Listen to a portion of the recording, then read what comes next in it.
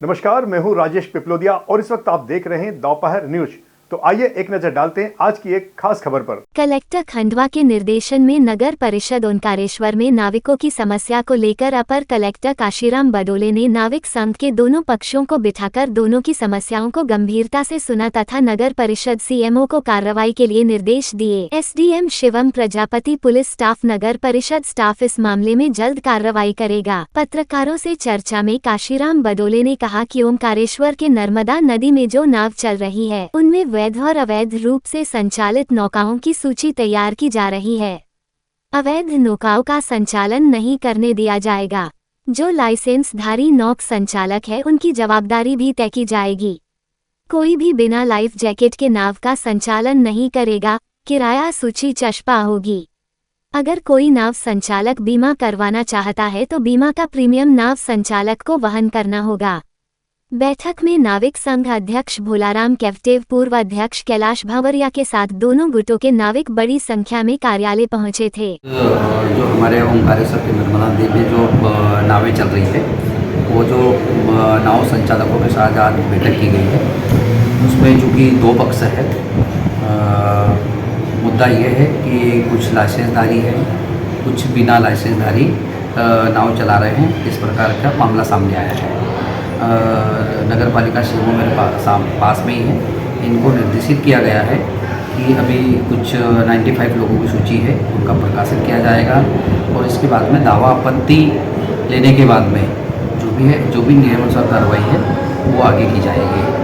और रही बात अवैध जो नावें चल रही है, उसके संबंध में बताया गया है कि उनकी धरपकड़ की जाएगी और जो भी पाया जाएगा वो नावें जब्त की जाएगी।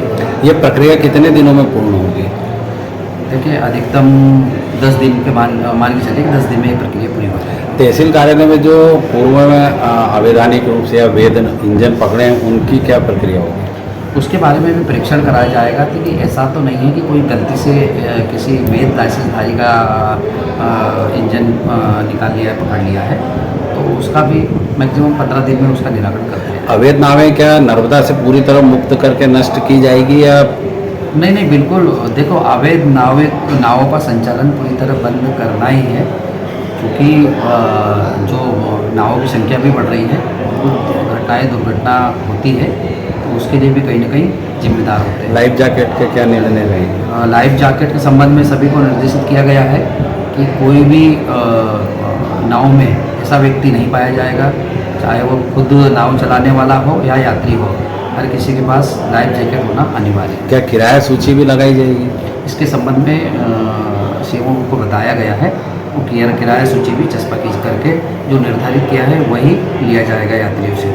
आपका परिचय? सर एक मिनट, एक बीमे वाली जो बात आई है कि यात्री उसमें बैठते हैं, कल को कोई दुर्घटना होती तो इनके बीमा नहीं है अभी तक, तो इनके बीमे की कोई व्यवस्था? बीमे के संबंध में सीएमओ ने चर्चा की है और अगर कोई इच्छुक होगा तो निश्चित रूप से उनका बीमा भी कराया जाएगा। और इच्छुक नहीं हुआ तो बीमा नहीं कराएंगे? देखिए, ये तो व्यक्ति के ऊपर है कि वो पैसा, बीमा के लिए पैसा देना पड़ता है। अगर पैसा नहीं देगा तो जबरदस्ती तो किसी से कर नहीं सकते। नहीं सर, मेरा निवेदन है कि मोटर व्हीकल एक्ट में सारे, चाहे मोटरसाइकिल हो, चाहे वाहन हो, चाहे कोई भी हो, उसका बीमा अनिवार्य है, नहीं तो चालान बनता है। तो इस पर अनिवार्य किया जाए और नहीं तो फिर चालान बनाया जाए। इसके संबंध में भी नियमों के अधीन जो परीक्षण है वो किया जाएगा और अगर वास्तव में जरूरी है तो वैसी कार्रवाई की जाएगी। सर आपका परिचय? मैं KR बडोले, अपर कलेक्टर।